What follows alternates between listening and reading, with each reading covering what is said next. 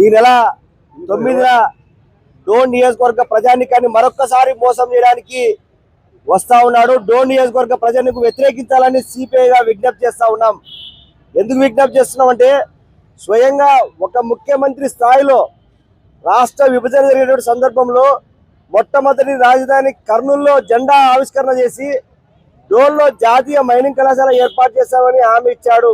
ఇంతవరకు అమలు చేయలేదు. లేదా ప్రతిపక్ష నాయకుడిగా ఉన్నప్పుడు ఎన్నికల సభలో డోన్ని కర్నూలులో కలుపుతాను, యాపిల్ మండలంలో ఉన్నటువంటి జలదుర్గాన్ని ప్రత్యేక మండలంగా ఏర్పాటు చేస్తారని హామీ ఇచ్చాడు. లేదా డోన్ నియోజకవర్గంలో హంద్రీ నివారణ ద్వారా చెరువులు నింపుతా అన్నాడు.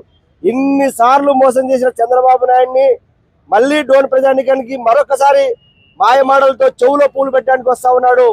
సిగ్గునాల ఒకసారి రాయలసీమ మంత్రులకి, ఇక్కడ జిల్లాలో ఉన్న 2 మంత్రులకు కూడా. రాయలసీమలో నిత్యం కరువు కోరలతో అల్లాడుతూ ఉంది.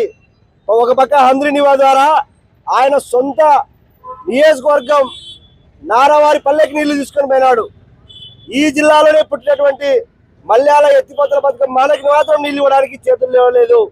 వీళ్ళకి ఈ రాష్ట్రంలో ఉన్నటువంటి ఏ ఒక్క ఎమ్మెల్యే కూడా, రాయలసీమలో ఏ ఒక్క ఎమ్మెల్యే కూడా అడగలేదు. పెద్ద ఆయన కేంద్ర మంత్రిగా పనిచేశాడు. ముఖ్యమంత్రి విజయభాస్కర్ రెడ్డి గారు కొడుకు అని చెప్పేసి డోన్ నియోజకవర్గ ప్రజానికి కూడా ఆదరించారు. ఈరోజు ఆయన మళ్ళీ ప్రజల్లో ఏమాత్రం ముఖం పెట్టుకొని పోవాలి చంద్రబాబు నాయుడు చెప్పిన మాటలు పరిష్కరించాలంటే డోన్లో స్థానిక సంస్థల ఎన్నికల్లో ఎట్లా పోతారు?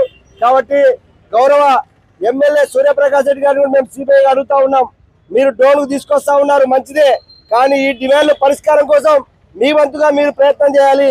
లేకపోతే ఆ సభలోనే మీరు సమాధానం చెప్పాలని సిపిఐగా ప్రశ్నిస్తా ఉన్నాం.